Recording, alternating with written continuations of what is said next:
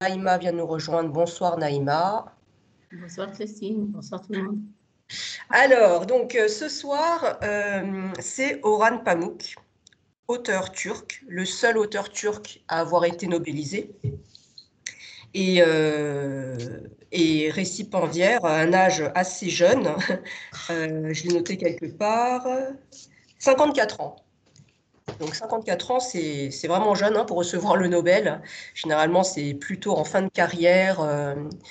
D'ailleurs, on sait qu'il y a plusieurs auteurs qui auraient dû le recevoir, mais qui sont décédés avant.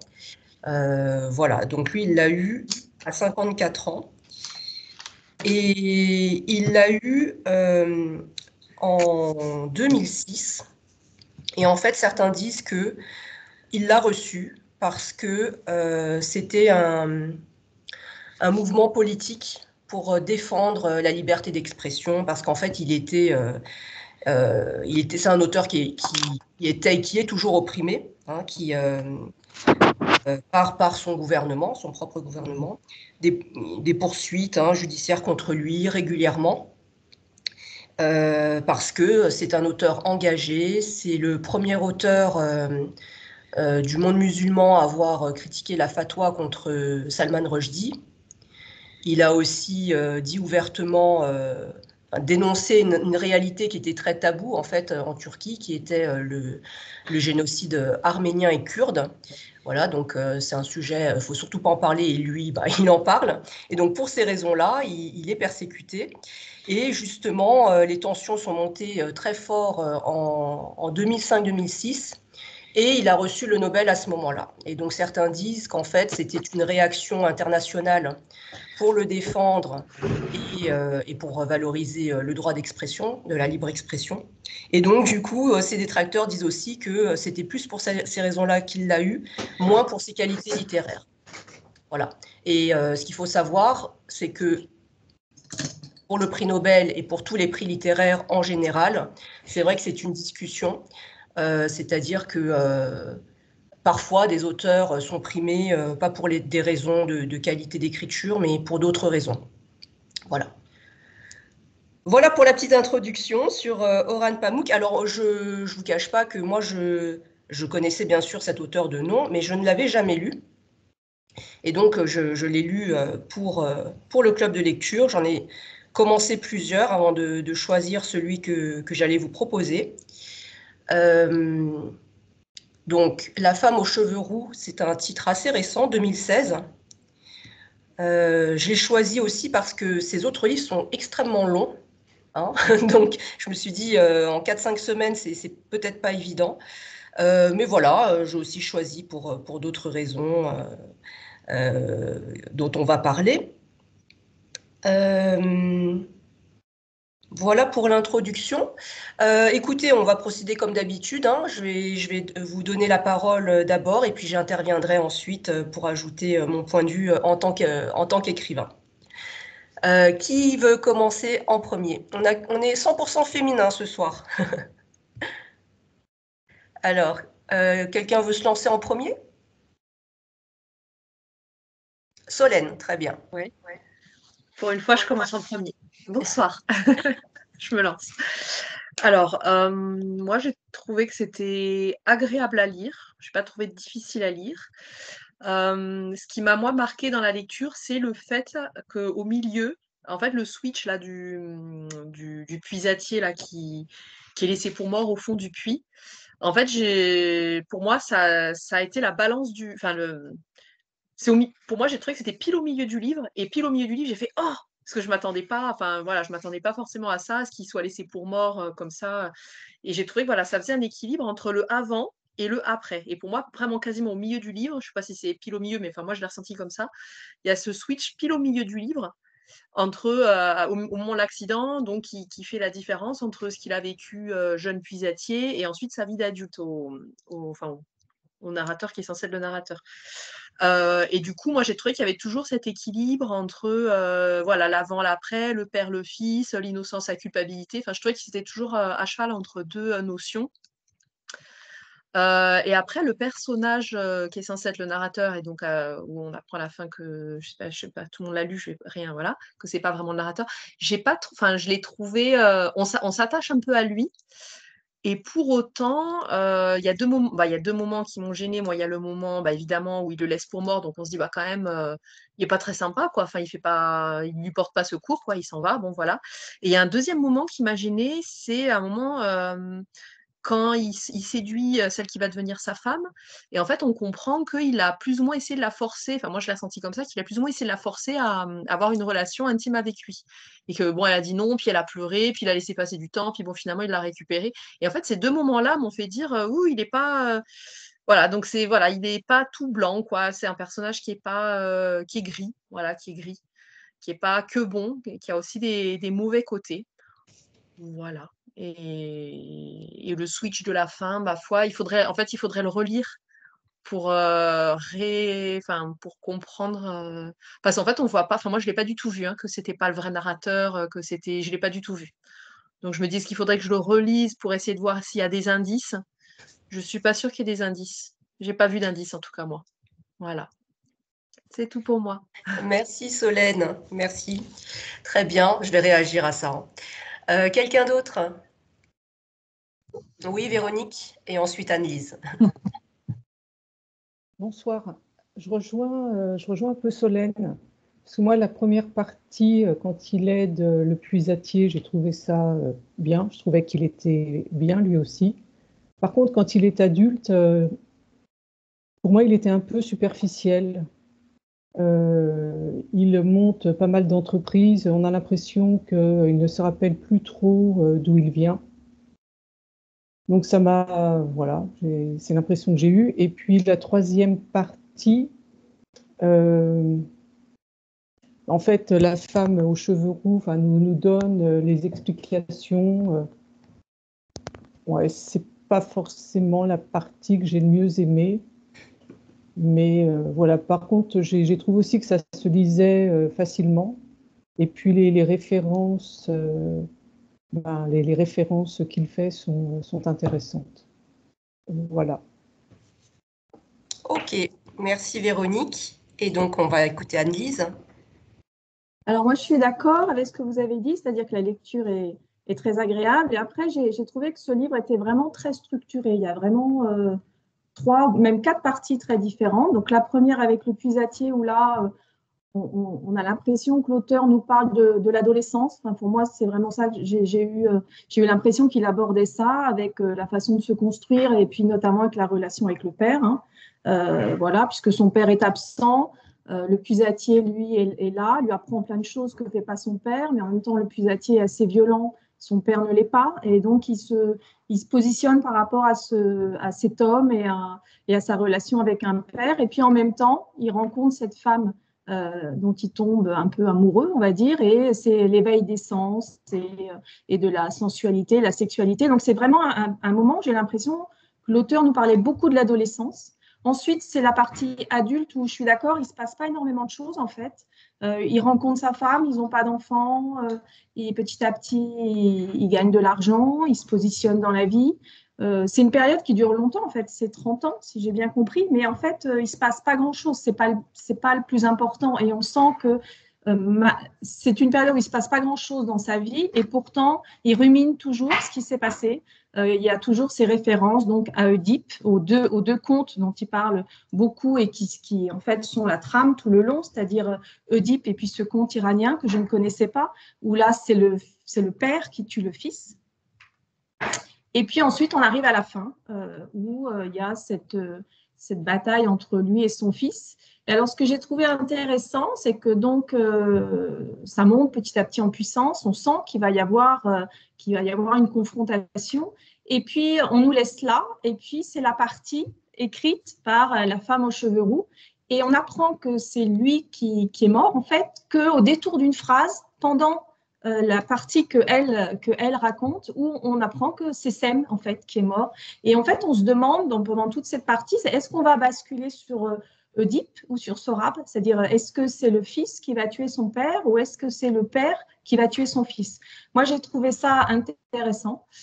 Et en fait, ce que j'ai trouvé de ce livre, ce que je vais retenir, moi j'ai eu vraiment l'impression que ce que voulait nous dire l'auteur, c'est que ces contes anciens, ces grandes tragédies grecques, iraniennes, etc., qui nous paraissent un petit peu des choses comment dire, des légendes qui sont assez loin de nous, en fait, avec des passions, des sentiments sans doute très extrêmes. Et bien, en fait, ces sentiments, au départ, ces légendes ont été bâties sur des sentiments humains qui ont existé, qui sont réels, qui existent, puisque dans la vie de cet homme, eh bien, on se rend compte qu'on peut retrouver de l'Oedipe, du Sorab, et donc ces réactions que l'on a dans notre vie, notre positionnement par rapport à nos parents, etc., ça existe. Ce sont vraiment des sentiments réels qui ont inspiré ces grandes légendes. Là, c'était iranienne et grecque. Voilà. Pour moi, c'est ce que je retiens. Enfin, c'est ce que j'ai eu l'impression que l'auteur voulait nous dire aussi dans ce livre. Très bien, très intéressant, Anne-Lise. Merci pour cette intervention. J'ai pris pas mal de notes. Donc, on va pouvoir revenir sur tout ça. Qui d'autre? Allez-y, je pense qu'on va avoir le temps, là, ce soir, tranquillement, que tout le monde prenne la parole. Allez, Fabienne? Et après, Marie-Laure.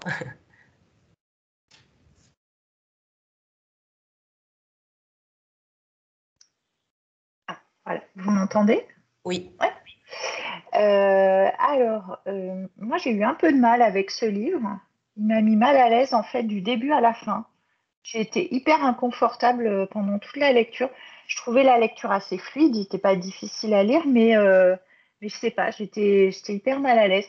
Du coup, je suis allée chercher pas mal d'infos sur Orhan Pamuk. Et moi, j'ai vécu à Istanbul, donc je trouve qu'il y a quand même des choses qui rentrent très bien, notamment l'ambivalence d'Istanbul. C'est une ville qui est très ambivalente. C'est l'Occident, mais c'est aussi l'Orient. C'est une ville très moderne, mais qui est empreinte de plein de traditions. Enfin, il y a plein de choses comme ça. Après, moi, j'ai trouvé qu'il y avait dans ce roman aussi deux voies. Il y a celle du déni et celle de la lucidité, la réalité. Il y a ceux qui regardent le monde en face et puis ceux qui détournent le regard. Il y a les deux pères aussi, et je crois que il y a le père absent qui est le père qu'il a, mais qui n'a jamais été présent dans sa vie. Et puis il y a le père spirituel qui est Maître Mammouth. Et voilà, qu'est-ce que j'avais noté d'autre? Je crois que c'est assez autobiographique en fait, si j'ai bien compris ce que j'ai lu certaines choses. Il dit de son père: mon père était un poète raté, enfin je devrais dire est un poète raté, puisqu'il vit toujours, même s'il n'existe pratiquement pas. J'ai écrit un livre sur la non-existence du père. Mes parents ont divorcé lorsque j'avais 20 ans, mais j'ai l'impression qu'il avait disparu bien avant. Il n'a jamais rien publié. Il a traduit Valérie et sa bibliothèque contient tout le catalogue Gallimard. Il s'est résigné à n'être qu'un homme d'affaires. Lorsque tout va mal, il disparaît à Paris. Voilà ce qu'il dit de son père. Je trouve que c'est un peu... Donc, je me suis dit qu'il y avait probablement beaucoup d'autobiographiques là-dedans. Après, il y a quand même pas mal de critiques du gouvernement. Et pour avoir vécu à Istanbul à un moment qui était un peu difficile, je pense que c'était... Enfin, ça a dû être compliqué de publier ça à Istanbul. Il y a le personnage... c'est Touran, je crois, le premier mari de la femme aux cheveux roux, et le père de Chem, qui ont des rôles un peu politiques compliqués. Qu'est-ce que j'ai noté encore? Et ouais, j'ai eu du mal à me dire finalement c'est quoi le message de ce livre. Le rôle de l'importance des mythes dont tu parlais, Anne-Lise, je pense, probablement.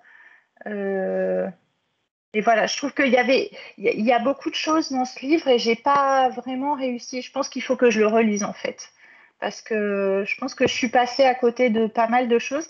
parce que j'étais un peu inconfortable avec cette histoire. Et du coup, voilà. Je pense que je le relirai. Et pour conclure, il m'a fait penser beaucoup à la citation que tu avais donnée de Kafka, où c'est un livre doit être la hache pour la mer gelée en nous. Je pense que moi, ça a été un peu ça, quoi. Il m'a un peu retourné, quoi, ce livre, et j'étais contente de l'avoir fini, en fait, parce que, ouais, vraiment, il m'était très inconfortable. Et voilà, donc je pense que je le relirai, mais pas tout de suite.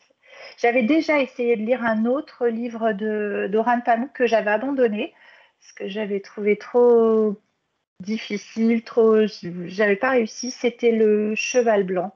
C'était il y a longtemps, longtemps, longtemps. Voilà. Ok. Alors, Fabienne, merci. Les livres qui créent un inconfort en vous comme ça, c'est très intéressant, évidemment. Et c'est souvent enfin, peut-être pas toujours, mais c'est parfois c'est un indice.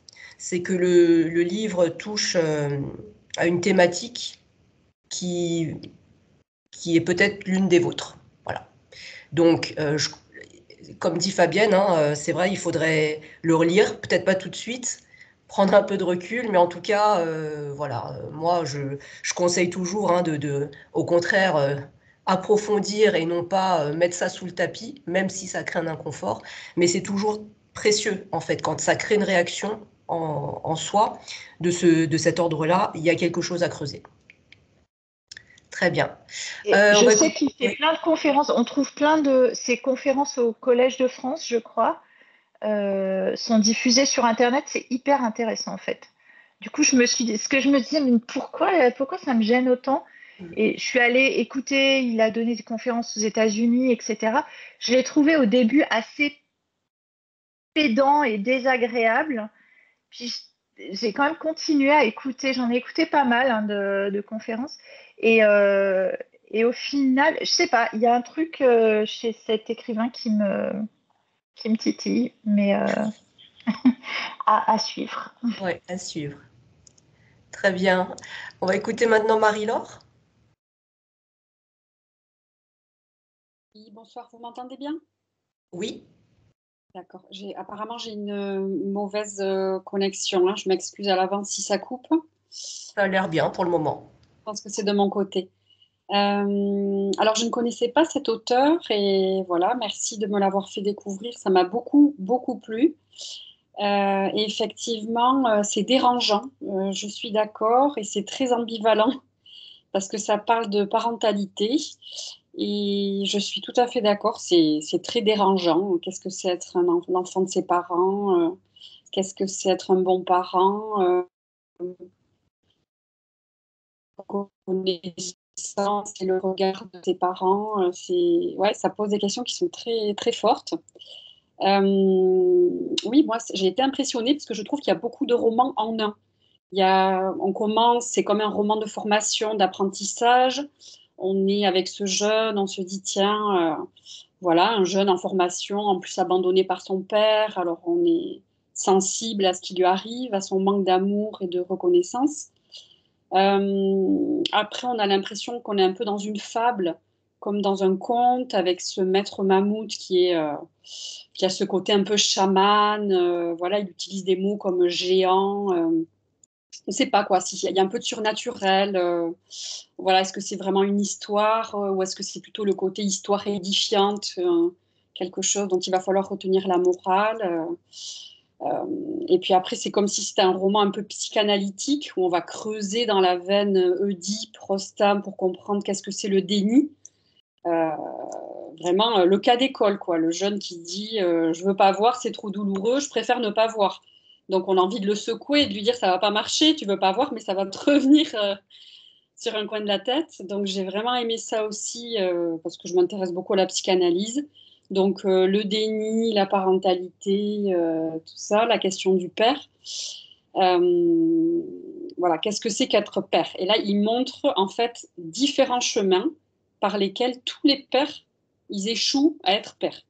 Donc, je me suis dit, quand même, c'est fort, parce que celui du milieu, enfin, le narrateur qu'on pense être le narrateur principal, Cem, je ne sais pas comment ça se prononce, il a l'air de vraiment vouloir un enfant. Il construit un empire, il veut que ce soit son enfant, son legs. Et puis, c'est comme si on lui apportait sur un plateau un enfant, on lui dit, en fait, tu en as un. Tu pensais que ça t'était refusé, regarde-le. Il ne veut pas le voir. Il ne peut pas le voir. Tout de suite, il y a agressivité. Ce n'est pas l'enfant qu'il attendait. Il ne veut pas de lui et on sent que ça va dégénérer. Et d'ailleurs, ce n'est pas lui qui le nomme, c'est sa femme qui lui dit, mais la personne avec qui tu es là, ça doit être ton fils. Lui, il n'a pas percuté. Et ça, je trouve génial aussi la façon dont c'est raconté. Il y a toujours beaucoup de suspense.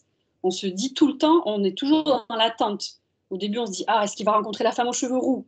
Après, on se dit, il a tué son maître, qu'est-ce que le maître s'en est sorti? Après, on se dit, est-ce qu'il va rencontrer son fils? Qu'est-ce qui va se passer entre eux? Donc, je trouve qu'il y a vraiment un suspense très fort et très bien ménagé. On s'y attend pas. Comme vous dites, des fois, il y a des cassures. On se dit, mince, il s'est passé ça. Donc, ça nous met dans une nouvelle attente, en fait. Donc, voilà, ça, j'ai trouvé super. Plein de romans en un, plein de suspense, la parentalité. Et oui, alors, j'ai adoré que ça finisse. Je termine comme par ça. Avec la femme, parce que c'est sûr, il y a un côté un peu décevant, parce que c'est plus court. Mais j'ai trouvé c'est très classique aussi. Ça fait un peu une boucle, quoi. C'est-à-dire au début, la fin repart au début, avec la femme un peu comme élément déclencheur, quoi. Bon, l'élément perturbateur à plein de moments, mais déclencheur aussi, parce que c'est elle la commanditaire du livre, quoi. C'est elle qui dit à son fils à la fin, voilà, c'est toi qui vas écrire ce livre. Et c'est très fort, parce que c'est ce que tout le monde voulait faire. Le grand-père, le père, et en fait, c'est le dernier fils qui va en quelque sorte assumer ce rôle de narrateur et peut-être se sauver comme ça, peut-être sortir de prison. En tout cas, c'est ce que sa mère espère pour lui. Donc, j'ai trouvé que c'était très fort. Ça m'a même fait penser à Proust, parce qu'une fois qu'on a lu les 1000 pages de La Recherche du temps perdu, à la fin, il dit « Maintenant, je commence le livre ». Et en fait, c'était exactement pareil, beaucoup plus court, mais un format classique, quoi, en quelque sorte, où à la fin, c'est comme si, ça y est, tout peut se dérouler, le livre peut être écrit. Et voilà, ça m'a fait un effet waouh. Voilà. Ok, merci Marie-Laure pour ce partage très riche. Alors, oui, Chantal. Oui, je vais bien intervenir. D'une part, pour dire que je n'avais pas lu la 4e partie, donc je viens de la découvrir avec vous. Et bon, déjà, voilà. On ne ménage jamais la fin dans ce club. On parle du principe que tout le monde est là, je l'ai pratiquement fini dans le métro parce que j'avais plein de trucs à... Bon, voilà, mais ça fait rien, je le finirai. Bon, en tout cas, ça c'était pour ça que je ne l'avais pas lu. En fait, ce livre... alors moi, je m'intéresse beaucoup à la psychanalyse parce que ça a été mon métier pendant des années. Et donc, au début, je l'ai lu comme un roman assez classique. Voilà, un jeune, son père, il a disparu, il est absent. Et puis voilà qu'il vient, il rencontre ce puisatier qui est sympathique, gentil, qui a un métier de sous-sol, quoi. C'est-à-dire de fondation, enfin dans la réalité, mais aussi dans la symbolique.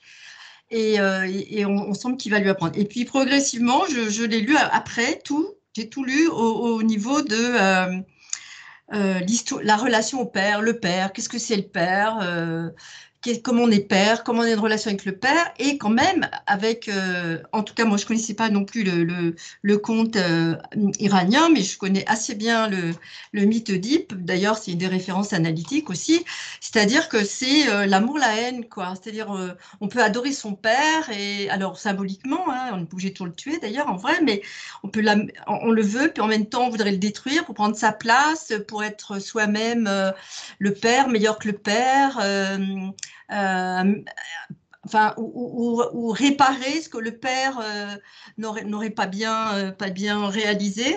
Et moi, j'ai l'impression que tout le livre, c'est ça. Et avec deux aspects qui sont aussi très psychanalytiques, c'est le déni et la culpabilité, quoi.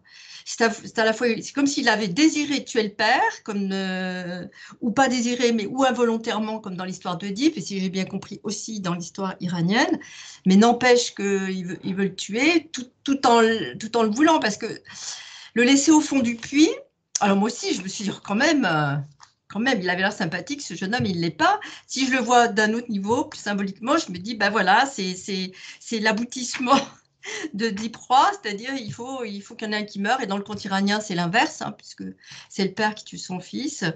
Et en fait, moi, j'en suis arrivée dans le métro tout à l'heure à découvrir le fils, qu'il a un fils, et je me suis dit, est-ce que c'est la réparation de quelque chose, de cette symbolique au père qui est très compliquée dans la réalité, d'ailleurs, enfin, bon, plus ou moins selon les parents qu'on a, mais globalement, dans sa place, quoi, comme individu, dans le monde, dans une société, en relation après avec des pères, écrits des deux façons différentes, d'ailleurs, voilà.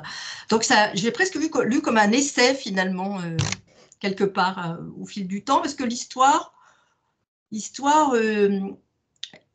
elle ne m'a pas plus intéressée que ça, si je devais le dire comme ça. Voilà. Mais par contre, toute cette symbolique, oui, beaucoup, beaucoup.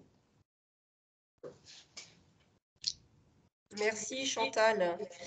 Très bien. Alors, on n'a pas entendu encore Naïma.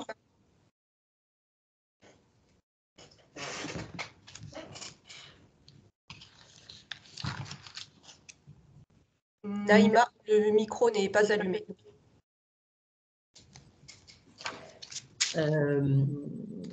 Moi, personnellement, j'ai beaucoup aimé, d'abord, dans la façon qu'il a de gérer les personnages.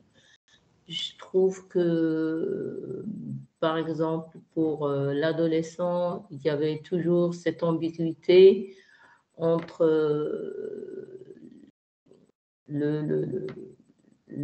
l'adolescent bon, mais quand même qui a des idées parfois de haine vis-à-vis du puisatier, donc qui est le remplacement du père, et en même temps sentait le besoin. Il avait besoin de ce père qu'il a perdu, hein.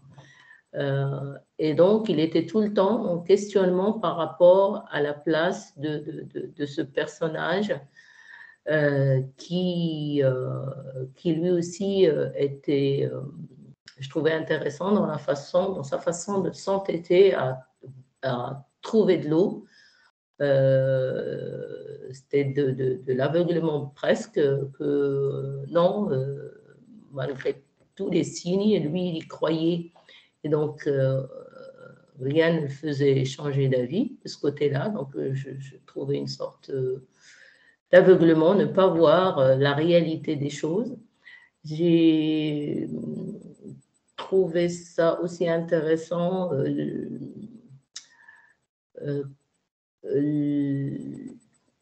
certains symboles, en fait, c'est que plus ou moins le destin se rappelle au héros, donc, et que ces boucles qu'il crée, elles ont des intersections. Par exemple, le fait que Shem lui-même, il va être géologue. Moi, je l'analyse, ça a à voir justement avec toute l'histoire souterraine qui s'est passée. Et creuser des puits aussi, c'est aussi chercher à en trouver symboliquement pour moi, une vérité qui nous échappe. Et moi, je l'ai interprété dans ce sens, le fait qu'il soit géologue, le fait de creuser. Et après l'énorme changement, en fait, en 20 ans de la ville d'Istanbul, de la région, donc c'était un saut dans la modernité. Et le fait que cet enfant qui se refuse à lui et sa femme, parce qu'ils se marient, mais ils n'ont pas d'enfant, mais ils ont un enfant de substitution par rapport à leur passion commune. Donc, je trouve qu'il y a pas mal de thèmes psychanalytiques derrière. Et puis, bien sûr, l'histoire d'Oedipe, donc, ce qui se répète, je ne connaissais pas non plus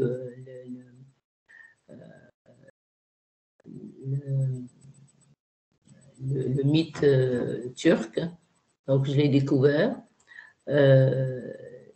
Et j'ai trouvé effectivement que ça reliait à l'idée que c'est le destin, en fait. On peut faire ce qu'on veut, le destin nous rattrape.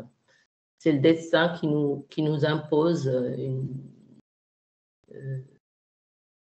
plus ou moins qui nous oriente. On n'est pas si libre que ça, en fait.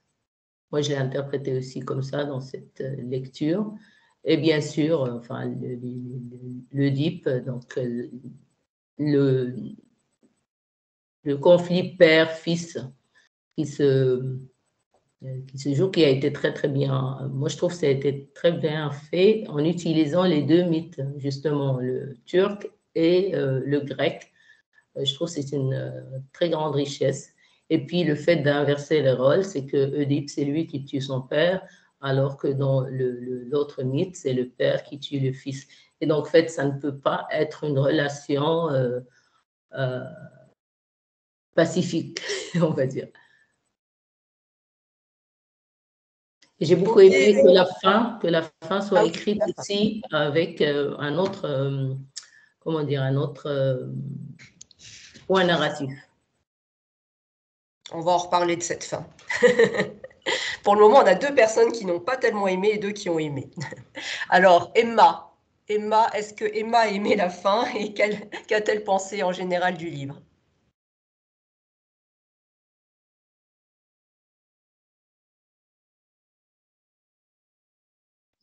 C'est pas le premier livre de Pamuk que je lis. J'avais beaucoup aimé Neige.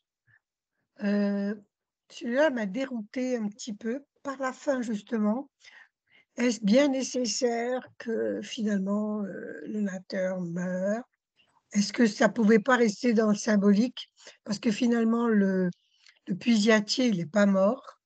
Est-ce que ça ne pouvait pas rester aussi dans la symbolique et non pas réellement avec la prison, tout ça? Ça m'a un peu, disons, détourné du but en me disant, bon, on a compris les mythes, mais est-ce qu'il faut vraiment que... Bon, alors là, tu viens de parler de destin. Bon, peut-être que c'est le destin et qu'il faut que les mythes s'appliquent, soient réels. Je ne suis pas très convaincue. Parce que si on devait tuer véritablement tous notre père et peut-être rester dans le symbole. Voilà. Ce que j'ai bien aimé, c'est montrer la dynamique de l'évolution d'Istanbul et le retour au village où on retrouve pas ses repères, etc. Et que, voilà, on se dit dans quel monde vivait-il avant? Est-ce que ça était vrai? Il y a là un petit nuage, mais voilà, moi, j'aurais pas... Enfin, la fin m'a un peu déroutée. Mais ce qui est très bien, c'est la fin en disant tu vas écrire. Mais ça, voilà, l'écriture, comme au début, je voulais être écrivain et ça se termine, tu vas écrire. Ah, c'est un petit rappel. Mais devait-il vraiment tuer? Bon, et en plus, si je me souviens bien, il ne voulait pas le tuer. C'est en fait dans une dispute que le coup est parti, quoi. Et tel qu'il a été présenté, c'était pas prématuré, c'était pas. Je crois qu'il n'y avait pas une vraie volonté de tuer son père. Voilà. J'ai bien aimé. Hein. Ok, merci Emma. Bon, tout le monde est intervenu, hein. J'ai oublié personne. Très bien. Alors, merci pour vos partages, parce que ça me donne aussi de la matière pour rebondir. Alors moi, en tant que lectrice, j'ai trouvé pareil, c'était plaisant, c'était aisé à lire.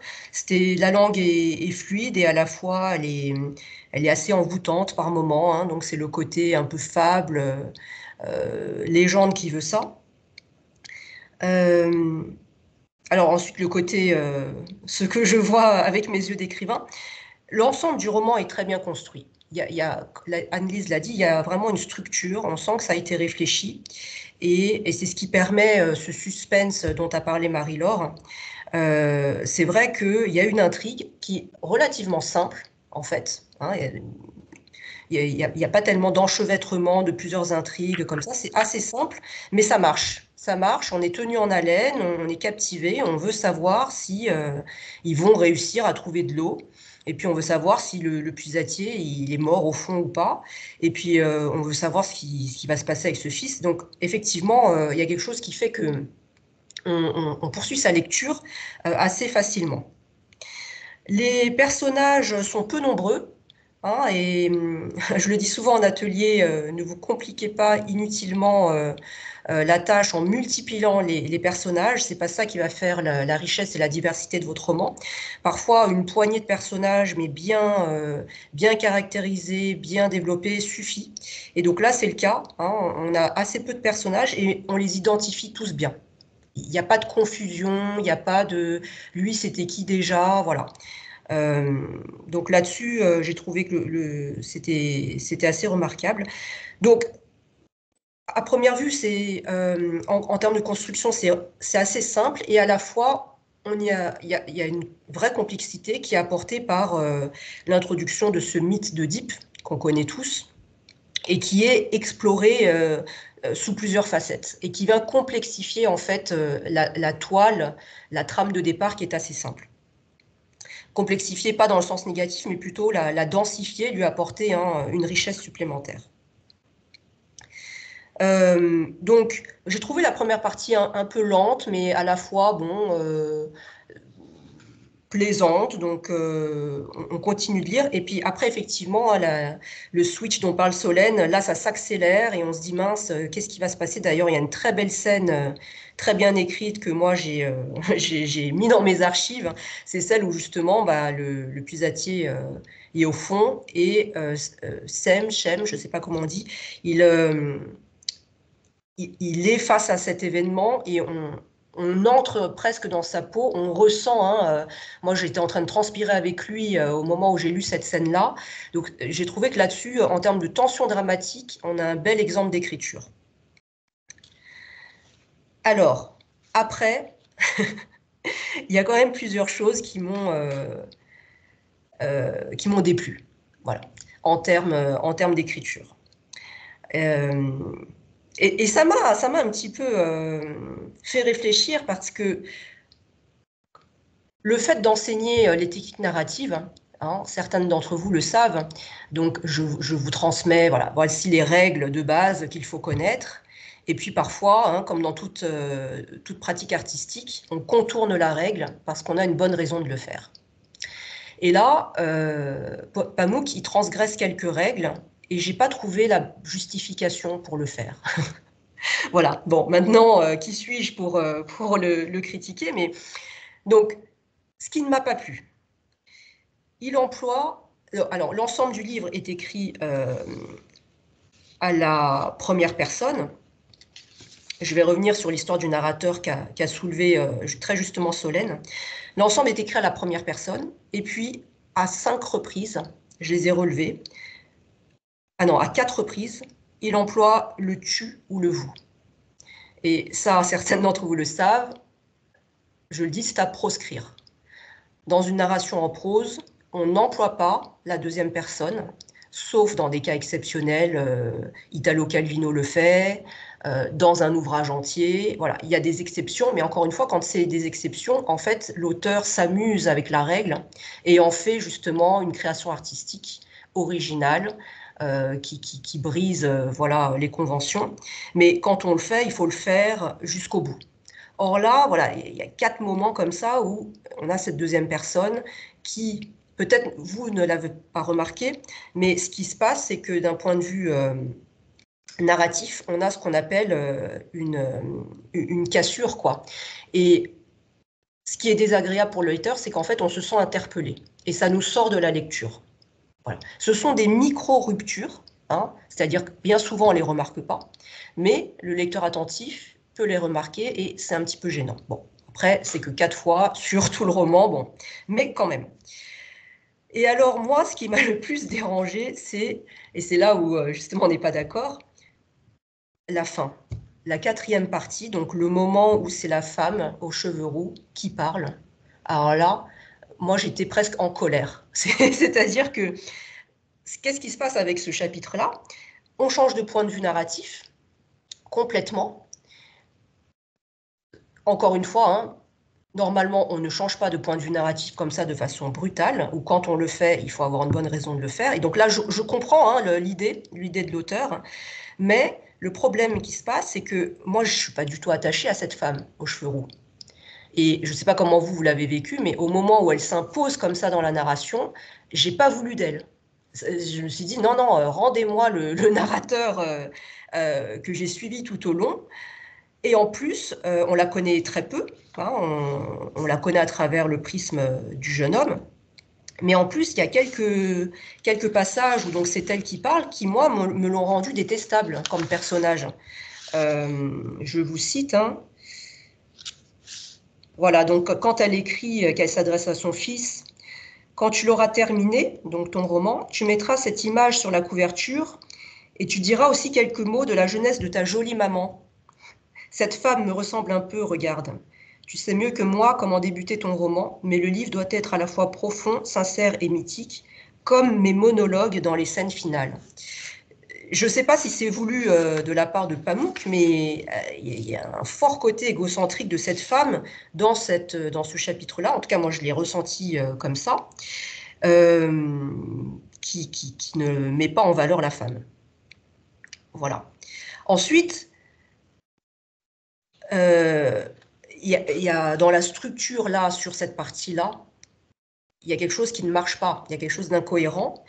Le roman ne peut pas avoir été écrit par le fils, puisque à la fin du livre, il est encore en prison.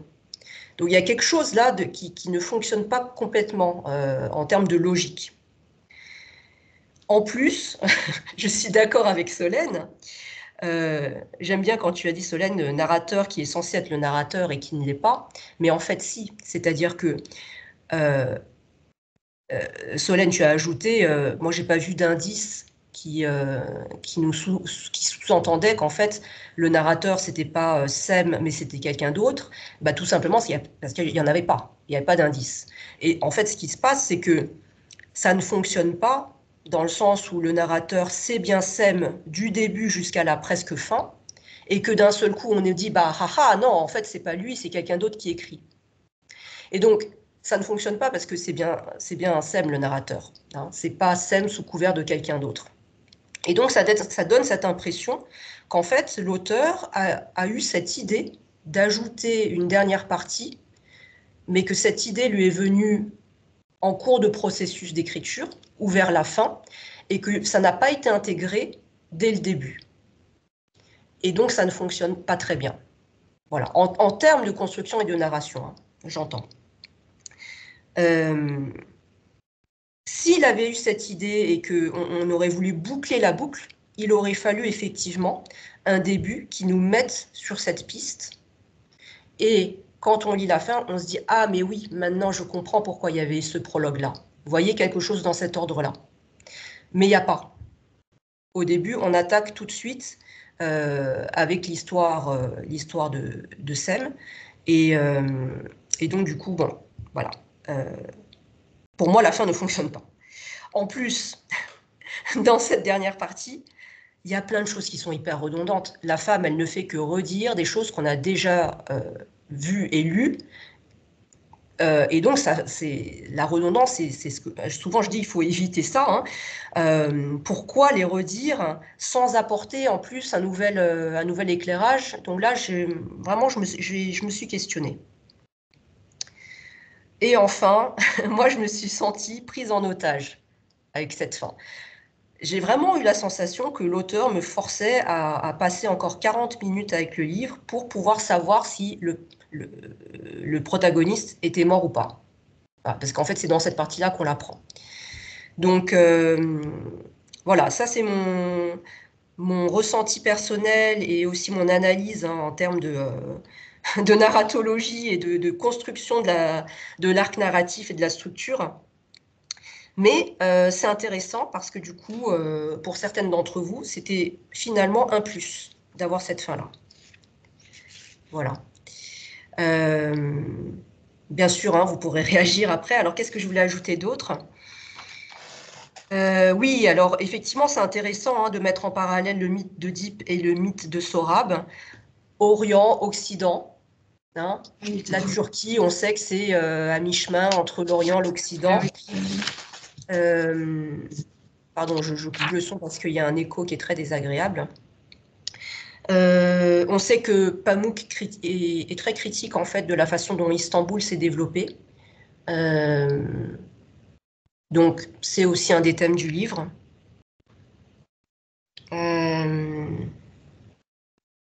Je ne sais pas si ce roman-là en particulier est autobiographique. En tout cas, ce qui est évident, c'est que chez Pamuk, la thématique du père est très présente.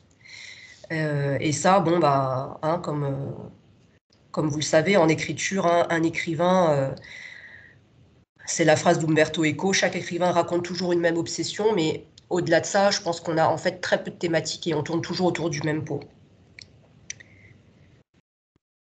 Si vous avez aimé ce livre, moi ça m'a fait penser à un autre livre que j'ai lu il y a très longtemps, à sa sortie, qui est plus commercial, mais c'est, je crois que le titre en français c'est Les cerfs-volants de Kaboul, The Kite Runner en anglais, d'un auteur afghan, où c'est aussi la thématique du père, c'est aussi la thématique du déni et de la culpabilité. Voilà, ça m'a rappelé ce livre-là. C'est dommage que ce soir, on n'ait pas de participants hommes, parce qu'en fait, moi, j'aurais bien voulu questionner sur justement le mythe d'Oedipe, la relation d'un fils à son père, parce que là, on est toutes des femmes, bon, on n'est pas tellement concernés. Voilà ce que j'avais à partager avec vous. Ah oui, enfin, si un dernier mot, moi, je suis jamais fan de la mise en abîme du livre dans le livre, du personnage qui devient écrivain. Je trouve que c'est tellement vu et revu que sachez d'ailleurs que les éditeurs, quand ils voient un manuscrit arriver et que ça commence comme ça, c'est pas bien parti, quoi. Voilà, c'est vrai. Non, mais c'est vrai, voilà, parmi les manuscrits qui partent tout de suite en liste noire, il y a ce schéma narratif-là. Ok, maintenant je vous laisse la parole. Oui, Marie-Laure. Oui, pardon, je dois bientôt partir. Je voulais juste réagir par rapport à la dernière partie. Bon, je comprends tout à fait ce que tu dis, mais juste en défense de la femme rousse. Oui. Parce que, je trouve qu'effectivement, on est beaucoup moins attaché à elle parce qu'on la voit qu'à travers les yeux des hommes, qui la voient comme un objet de désir. Donc, on la connaît pas, on connaît pas ses motifs. J'ai beaucoup aimé à eux qui font quand même pas mal font du mal, ne s'excusent pas. On t'entend plus trop là, Marie-Laure. On t'a perdu. Vous m'entendez? Oui, à nouveau, je crois. Ah non, c'est pas terrible. Ouais, c'est pas terrible. Ah, j'ai peut-être perdu ma connexion. Alors là, on t'entend à nouveau. Mince.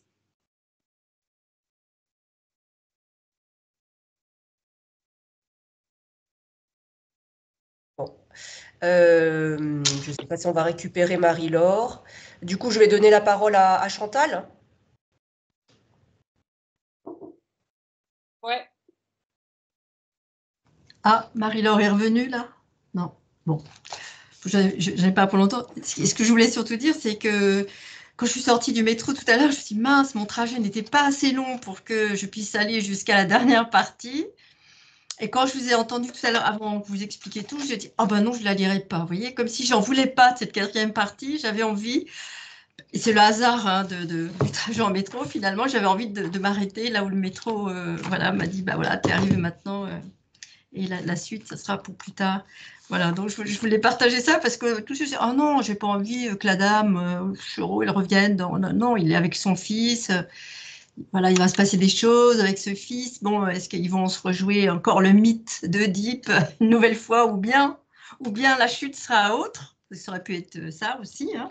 Voilà, je veux juste partager ça avec vous. Je ne sais pas si je vais lire la quatrième partie, du coup, la dernière partie. Très bien. Quelqu'un d'autre veut réagir? Ah oui, il y a des réactions. Alors, Anne-Lise? Oui, moi, je voulais juste redire, c'est vrai que je me suis posé les questions sur cette dernière partie avec la femme aux cheveux roux qui devient narratrice. Ça donne un peu l'impression que l'auteur a voulu remettre justement le rôle de la femme un peu. Comme vous l'avez dit, hein, ce livre est très masculin sur la façon, enfin sur le lien père-fils, mais au-delà sur la vision d'un homme en fait.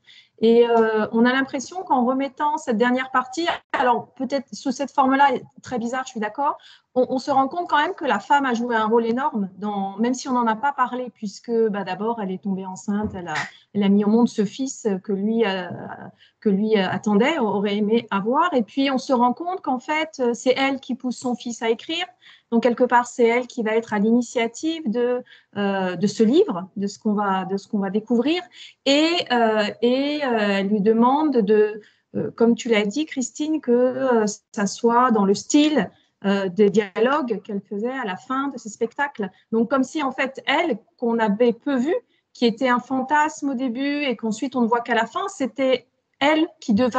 Le récit lui devait beaucoup, en fait, parce que c'était sa façon à elle d'entremêler le mythe et la réalité, ce qu'elle faisait dans ses pièces de théâtre, qui, en fait, est repris exactement dans le livre. Alors, la façon de le faire est sans doute un petit peu, je suis d'accord, un peu étonnante. Voilà, c'est abrupt et j'ai pas non plus super apprécié la fin. Mais j'ai eu l'impression que c'était pour nous dire, bah, les femmes, elles ont quand même un rôle, un peu comme s'il avait rajouté ça à la fin en disant, mais attendez, les femmes ont un rôle énorme et regardez, cette femme rousse, elle n'a pas été seulement un fantasme, elle n'a pas été seulement la mère de son fils, elle a été aussi en fait l'inspiratrice de tout ce texte, puisque ce texte reprend sa vision à elle de mélanger mythe et réalité. C'est un petit peu étonnant, mais j'ai l'impression que ça sert aussi peut-être un peu à ça, à la fin. Oui, tout à fait. C'est juste, en fait, elle reprend la place de la femme, comme dans le mythe d'Oedipe, qui joue aussi un rôle très important, en fait. Hein. Ouais, tout à fait. Très, très, très juste, Anne-Lise. Oui, c'est juste que c'est fait de manière un peu artificielle, moi, je trouve, en termes de, encore une fois, en construction, et quelque chose qui passe pas bien. Oui, Naïma. Moi aussi, je pense que l'idée, dans l'idée du destin, dans l'idée du destin, cette femme qu'il a aimé, un amour d'adolescence, donc pas tellement important, on va dire, pour l'histoire en soi, mais après, c'est cette femme-là qui a quand même, parce qu'elle est tombée enceinte de lui, qui a réussi quand même à créer le mythe, enfin,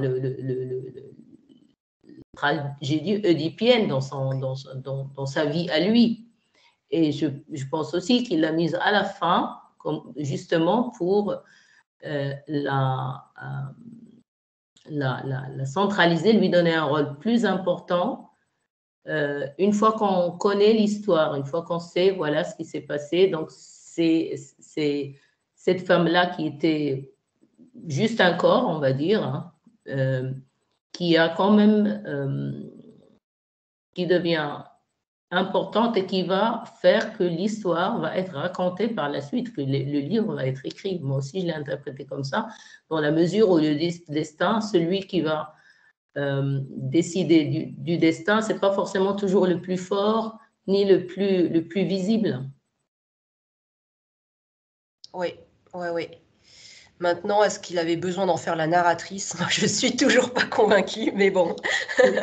Et puis, il y a un petit détail, le fait qu'il a choisi, qu'elle ait les cheveux roux, il me semble que les prostituées, dans le temps, avaient les cheveux roux. En Turquie, il me semble que c'était ça, mais je ne suis pas sûre si c'est là ou dans un autre pays. Donc, c'était aussi pour vraiment la limiter au corps. Donc, tout le travail au départ, c'était le corps. Et puis après, il la ressort du corps pour la mettre à la fin, comme quelqu'un qui va avoir de l'influence sur l'histoire, sur le destin de ces personnages, du père et du fils. Oui. Très bien. Bah, écoutez, merci pour tous vos échanges, toutes vos interventions qui sont très riches. Alors là, on a eu affaire à un livre très masculin. Et donc, pour la prochaine fois, je vous propose un livre très féminin. Donc là, on n'est que entre femmes. On verra si ce sera le cas la prochaine fois. Alors, ça va beaucoup nous changer parce que ça va être un recueil de nouvelles. Donc, je ne sais pas si certains d'entre vous ont l'habitude d'en lire. Je sais que c'est plutôt assez rare encore dans la littérature française. Mais donc, du coup, pour notre discussion, les choses vont être un peu différentes. Donc, j'ai choisi la seule auteure nobelisée, seule nouvelliste nobelisée, qui est Alice Munro, auteure canadienne. Alice Munro, M-U-N-R-O. Et j'ai choisi le recueil Trop de bonheur. Trop de bonheur. Ne vous fiez pas au titre, il est trompeur. Dommage. Voilà. Est-ce que certaines d'entre vous ont déjà lu Alice Munro? Non. Non? Non. Bon, bah écoutez, très bien. Des nouvelles, oui, mais Alice Munro, non. Voilà. Elle n'écrit que des nouvelles. Je crois qu'elle a peut-être écrit un roman, mais dont on parle très peu, parce qu'elle est surtout connue pour ses nouvelles. Et ce sont des nouvelles longues, qui font, je crois, autour de 15 000 mots, la nouvelle. Donc, ce sont vraiment des histoires, vous allez voir, c'est des concentrés. Moi, j'aime beaucoup. Et bon, vous me direz ce que vous en pensez, mais vraiment, on a à chaque fois vraiment une histoire complète pour chaque nouvelle. Et elle traite essentiellement de questions féminines, de la condition de la femme, de préoccupations féminines. Donc, j'espère que ça vous plaira. Bon, voilà, comme je disais, le titre est trompeur, donc c'est à nouveau, c'est pas toujours très gai, je vous le dis, mais c'est aussi ça la littérature. Très bien.